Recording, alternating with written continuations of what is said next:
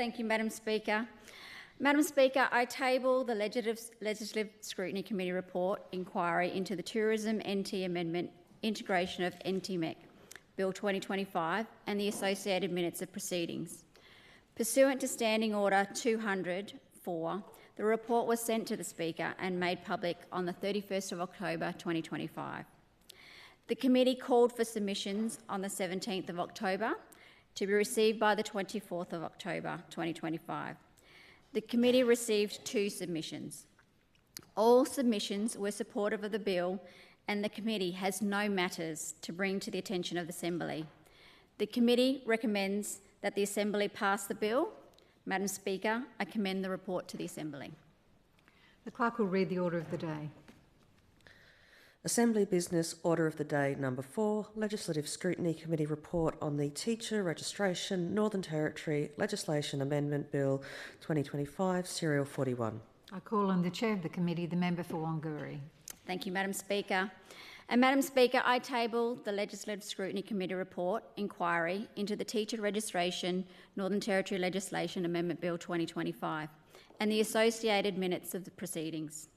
Pursuant to Standing Order 200-4, the report was sent to the Speaker and made public on the 20th of November 2025. This report details the committee's findings regarding its considerations of the Teacher Registration Northern Territory Legislation Amendment Bill 2025, amending the Teacher Registration Northern Territory Act 2004 and the Teacher Registration Northern Territory Regulation 2004. The bill seeks to strengthen child safety, address governance issues and align with national standards. The committee received 5 written submissions to its inquiry. The committee also held a public hearing in relation to the bill, attended by 12 witnesses from 6 organisations.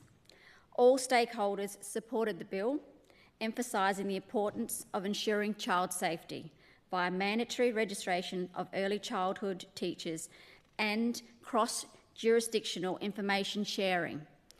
Stakeholders also largely supported changes to English proficiency requirements to align with other jurisdictions and the increased opportunity for Aboriginal language teachers to teach specialist language and cultural programs in schools. Accordingly, the committee is of the view that the Assembly should pass the bill without amendment.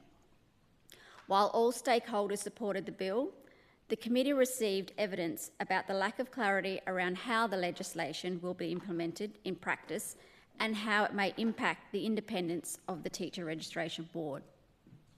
In light of these issues, the committee has recommended some clarifying amendments be made to the explanatory statement and the policy guidelines developed by the Department to support the implementation of the bill address equivalency between early childhood, primary and secondary qualifications, the exercise of information sharing powers and acceptable forms of evidence of English language proficiency.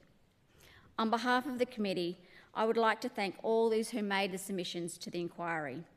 The committee also thanks the witnesses who attended the public hearing, and I also thank my fellow committee members for their bipartisan commitment to the Legislative Scrutiny Committee.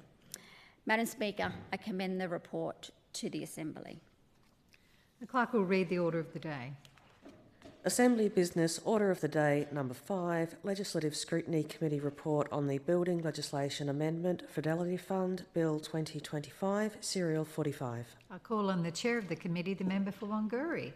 Thank you again, Madam Speaker. Madam Speaker, I table the Legislative Scrutiny Committee report inquiry into the Building Legislation Amendment Fidelity Fund Bill 2025 and the associated minutes of proceedings. Pursuant to Standing Order 200-4, the report was sent to the Speaker and made public on the 20th of November 2025.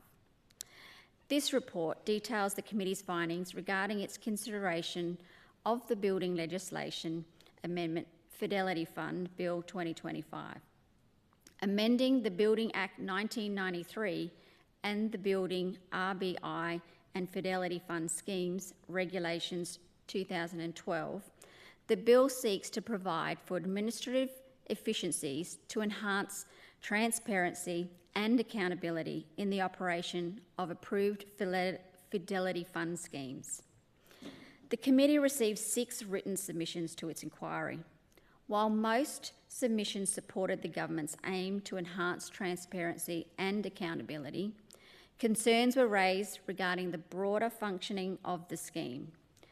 Following its examination of the bill, the committee is of the view that the Assembly should pass the bill with no amendments.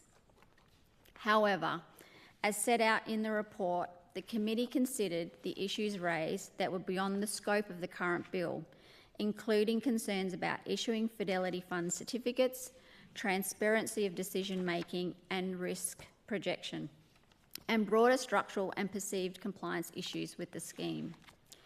The committee has consequently recommended these issues be considered as part of a government review of the scheme, noting further amendments to the Building, RBI and Fidelity Fund Schemes Regulations 2012 are currently being progressed. On behalf of the committee, I'd like to thank all those who made submissions to the inquiry. The committee also thanks the representatives from the Department of the Lands, Planning and Environment for briefing the committee on the bill.